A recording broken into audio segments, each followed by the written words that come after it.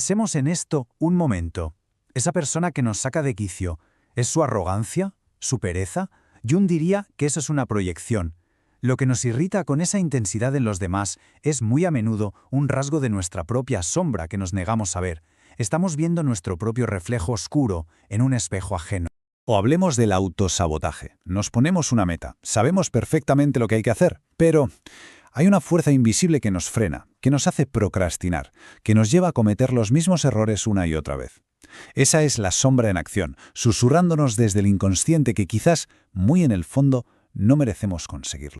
¿Y esas explosiones emocionales que parecen no tener sentido? Una crítica en el trabajo, un mensaje sin respuesta, y de repente, ¡boom!, una tormenta de ira o de pánico. Esa reacción tan desproporcionada no es del adulto que somos hoy. Es el grito de un niño interior herido, un eco del pasado que vuelve a sentirse abandonado o rechazado. La sombra guarda todas nuestras heridas. La literatura a veces se adelanta a la psicología. Nos dio la metáfora perfecta. El respetable Dr. Jekyll es la persona, esa máscara de civilización y bondad. Pero al reprimir con tantísima fuerza sus impulsos, crea a Mr. Hyde, una sombra tan monstruosa y poderosa que termina por devorarlo. Es la advertencia definitiva de lo que ocurre cuando negamos nuestra propia dualidad.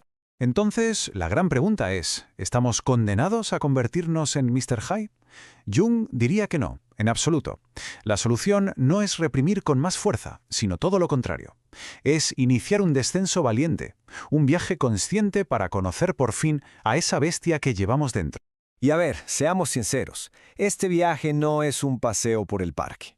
Jung ya lo advertía, encontrarse con uno mismo es una de las experiencias más difíciles que existen. Da pánico, porque significa admitir que el mismo potencial que tenemos para la bondad, lo tenemos también para la crueldad. Requiere un coraje extraordinario. Bien, ¿y cómo se empieza? Primero, aceptar. Simplemente reconocer que no somos solo nuestra máscara. ¿Hay algo más? Segundo, observar. Prestar atención a las proyecciones. Esas personas que nos irritan son maestras, nos están enseñando nuestra sombra. Tercero, soñar. La sombra habla el lenguaje de los sueños. Apuntarlos es clave. Y cuarto, dialogar. Con un diario, con meditación, atreverse a preguntarle a esa parte de nosotros qué quiere, qué necesita. Pero lo más alucinante no es solo enfrentarse a los monstruos. Es que al final de ese descenso hay un tesoro. Porque cuando nos atrevemos a mirar, encontramos los regalos inesperados que esconde la sombra. Esta es la clave. Al desterrar la agresividad, quizás también enterramos nuestra asertividad, nuestra capacidad de poner límites. Al reprimir la ira, ahogamos la pasión. Junto a los defectos se van la creatividad en bruto, la intuición, una vitalidad arrolladora. Integrar la sombra no es volverse malo, es recuperar todo ese poder que habíamos abandonado. Es que Jung lo dijo de una forma, poética pero brutalmente cierta.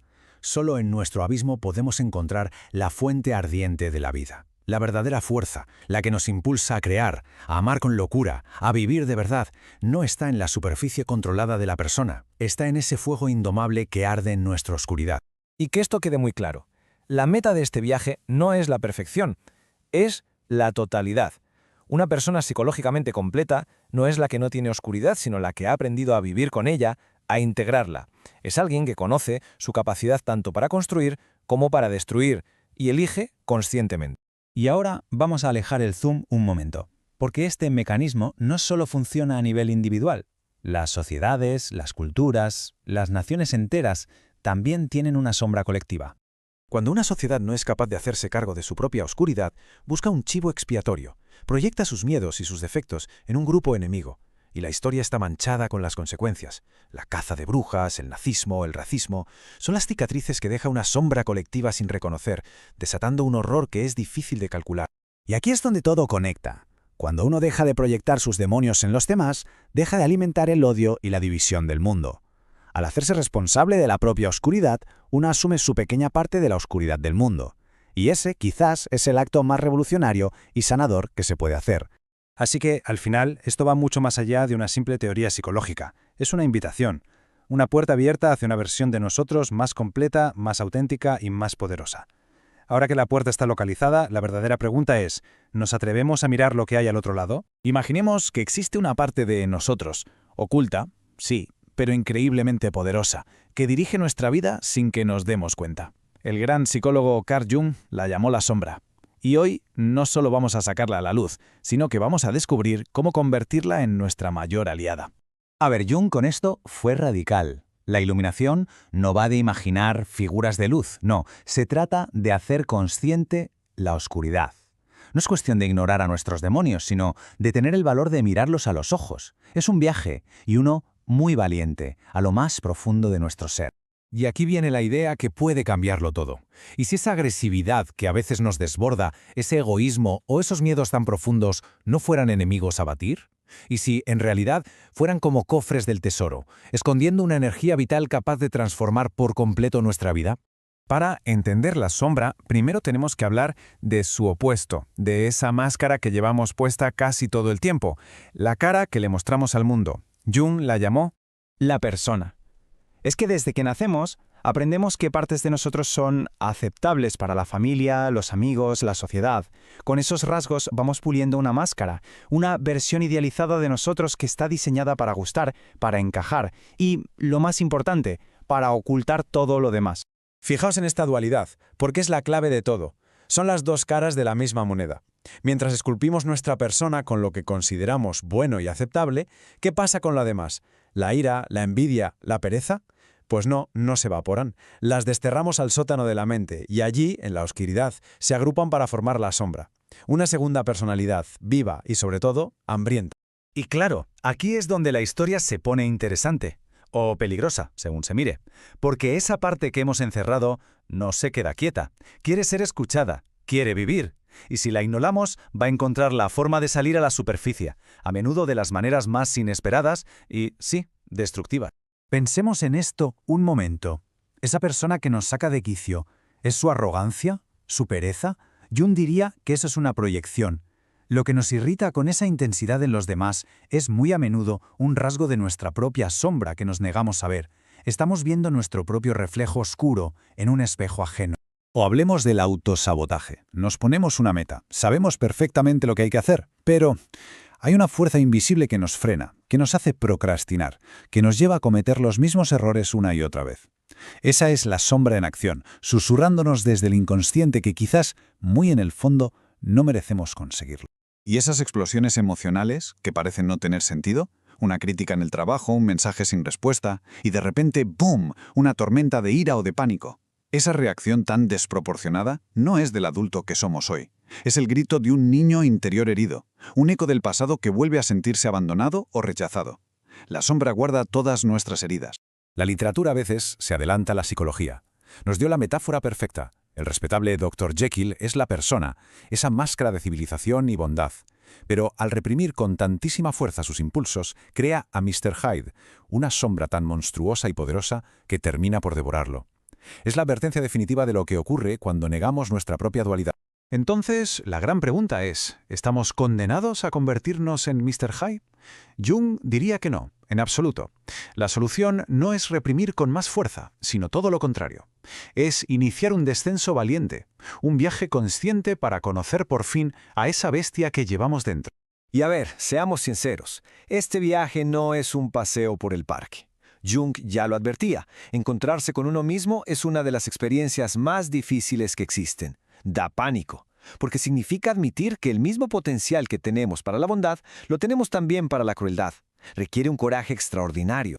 Bien, ¿y cómo se empieza? Primero, aceptar. Simplemente reconocer que no somos solo nuestra máscara. Hay algo más. Segundo, observar. Prestar atención a las proyecciones. Esas personas que nos irritan son maestras, nos están enseñando nuestra sombra.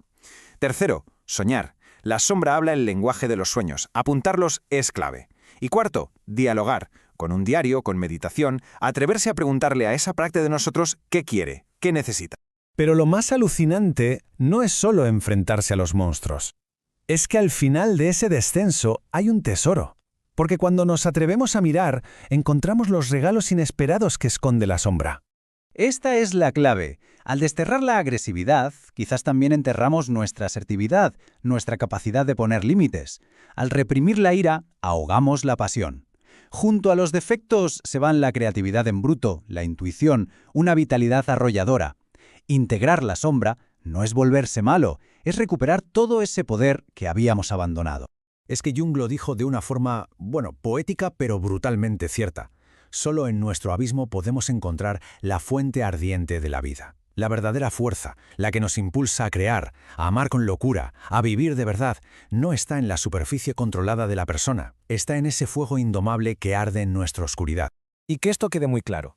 La meta de este viaje no es la perfección, es la totalidad.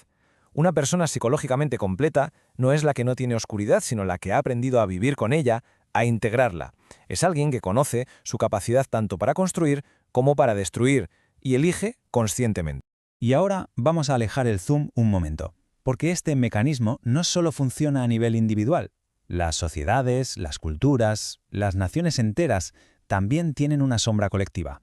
Cuando una sociedad no es capaz de hacerse cargo de su propia oscuridad, busca un chivo expiatorio, proyecta sus miedos y sus defectos en un grupo enemigo, y la historia está manchada con las consecuencias. La caza de brujas, el nazismo, el racismo, son las cicatrices que deja una sombra colectiva sin reconocer, desatando un horror que es difícil de calcular.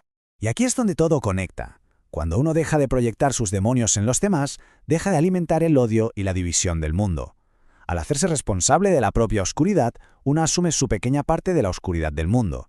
Y ese, quizás, es el acto más revolucionario y sanador que se puede hacer. Así que, al final, esto va mucho más allá de una simple teoría psicológica. Es una invitación, una puerta abierta hacia una versión de nosotros más completa, más auténtica y más poderosa. Ahora que la puerta está localizada, la verdadera pregunta es, ¿nos atrevemos a mirar lo que hay al otro lado?